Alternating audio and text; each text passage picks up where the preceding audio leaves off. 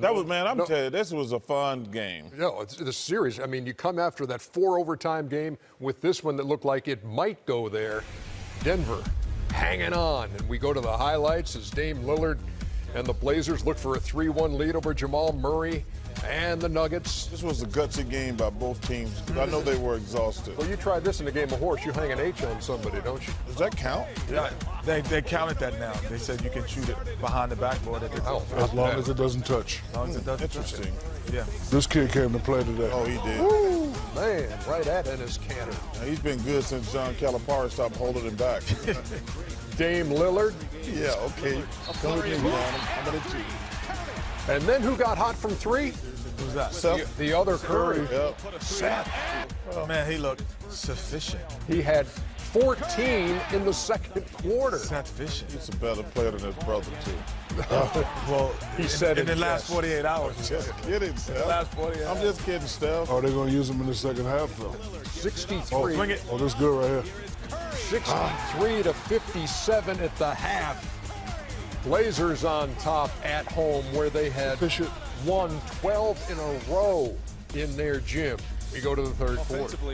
And in the third, Denver outscores Portland 27 to 14. Tough shots. They are. Yep. Millsap, uncontested 3. Everybody chipped in. Will Barton, to me, was fantastic in the fourth quarter. Oh, man. Jokic. Come on, Big It's Honey. open. Come on, Big Honey. Big Honey is Big right. Honey. Man, Big Honey be Sweeping balling, hook man. from Big Honey. Big Honey be ball in. 84-77 Denver going to the fourth quarter. Step back, step you back. DJ McCollum. Got him. He had 29 to lead Portland. That was all. That was a Loose nice. Look ball. at his pass. Look how calmly Jokic just feeds that to Murray You know, for 2. I tell you what, Jokic looks like one of those guys in the hood, Ernie, get picked last, and he always wins. Lillard strong to the hole. 96-93. Willie B. Buckets. Got it. Will Barton for 3. And then Gary Harris with a mid-range. You're saying the hood doesn't know how to judge. 104 to 100. Oh, nice stutter. Lillard, Nice. 2-point game. Where are you going to go if you're Denver? Shot clock winding down. Will the thrill. Again, Will the thrill. 107-102. Oh, right back at you. Rodney Hood, who was so huge in the 4 overtime game, connects. And Lillard got an opening. Oh, Should have tried to dunk it like 112-110. Yeah, right. This kid And didn't. here's Jamal Murray. His free throws ain't even touching the rim. No, not even thinking about it. 11 for 11 on the night from the stripe. 18 for 18 in the series. But this was big. Could have been a 3 if it was a 3. Oh, that was a 3 would have changed the whole. Something. foot's on the line. Scott Foster took another look, said Oh, that yeah. right toe is on the line, and it is. It's a 2. He got So it great cut the eyes. lead to 2. That's a hell of a rush to rim. Scott. And then that man again at the line. Look Jamal back. Yeah, Murray. Ronnie Kenny. 116, 112, and the Denver Nuggets. What a Just like the San Antonio series, they in Game 4 on the road, they win to even the series. They went on to beat the Spurs in 7. We'll see how far this one goes. Game 5 is Tuesday in Denver. Here's Mike Malone. He's kind of hanging in the balance. You know, you go down 1-3, we all know how that story ends. So, you know, I think the confidence of doing the same thing in the first round against San Antonio helped us. But our guys stepped up. We're never afraid. We stayed together. And I can't speak enough about the resiliency and toughness of our team. Coach Harrison, when BS in Denver, you just spoke about this a little bit, but especially with the injuries Jamal's battled through, you know, this series and really the entire playoffs, and how he's gone toe-to-toe with Damian Lillard here over the last few games, just what has that shown you about him? Yeah, it shows you that Jamal Murray's got a tremendous amount of grit, toughness, and I know I use those words all the time, but I think it really applies to our group. You think about how young we are and what we're doing, you know, going on the road and winning a tough Game 4 in a hostile environment. And for Jamal to be the centerpiece of that has been phenomenal. You know, this is our 11th playoff game, and our wins, Jamal Murray's stats are off the charts. And, you know, if you're a Denver Nugget fan, you know, how excited are you about this team now? But more importantly, how excited are you about our future? we have a chance to be a really good team for many, many years, and Jamal is going to be a really big part of that.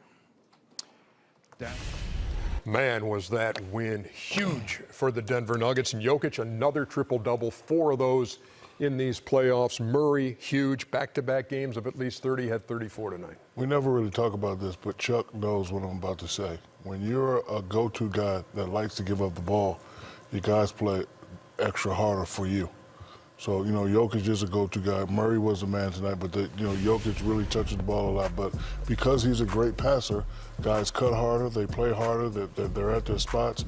He always makes the perfect pass, and guys, step up and play well tonight. Mike Malone made the statement that they're never scared, and they are never scared. I like Denver from the start because they always do it by delegation. It's always somebody different. But when your go-to guy gives up the ball, the others will play harder. As I said when this playoff started, America going to get to see this the big honey. He is amazing. The passes he make, when you've got a quarterback, there's a lot of quarterbacks can throw it through that wall, but they never can make the soft passes. He can throw it through a wall, and some of them passes he make from me to Kenny, he could catch it, he can just pass it. And sometimes you can catch guys off guards, they can't catch it. He gets the perfect pass, the perfect speed. And to piggyback on what Shaq said, it would be fun to play with somebody like that who you all I got to do is move and he going to hit me. Yeah, I mean, it keeps everybody in the game Yes. at all times when you got a guy like that. But the thing is, the thing he does is really unique. On a lot of teams, the guy's looking for their favorite player or the guy their number one player. He gets everybody involved. And to me, just watching as a fan, it's the thing that hits me is watching the composure and the poise and the calm, no matter what point of the game it is. It's never like he gets frantic. It's like he's got the ball and he sees this and it's bang. Yeah. And he's been tremendous in this series. Yeah, he has been. He's redefined the position because we've seen a point forward. Now we're seeing a point center. He's basically playing from the point guard position every time. So he's making passes. So it's interesting when I'm watching him. I'm thinking as a point guard, I'm like, oh, he's open. And I'm like, oh, but he's the center. So he's, again, I think I said this the other night, he's in the area of the floor 85% of the time where the point guard traditionally had been. And so all of those passes and everything he does. So if you look at Rondo, if you look at LeBron at the point forward, you look at Chris Paul, you look at all of the guys. He's just the first guy who's 7 feet tall. He's the first center Yes, yeah. that played from that position. But the fours have been moving. Now we moved it to the 5 spot. And Mike Malone said in his media availability, he said, look, we all know the numbers when it comes to being down 3-1, if that's where Denver found themselves. 238 and 11 when you're up 3-1. 238 and 11. I want to give both of those teams a lot of credit because to play a 4 overtime game and come back this quickly and put on a tremendous performance, shout out to the Blazers and the Nuggets.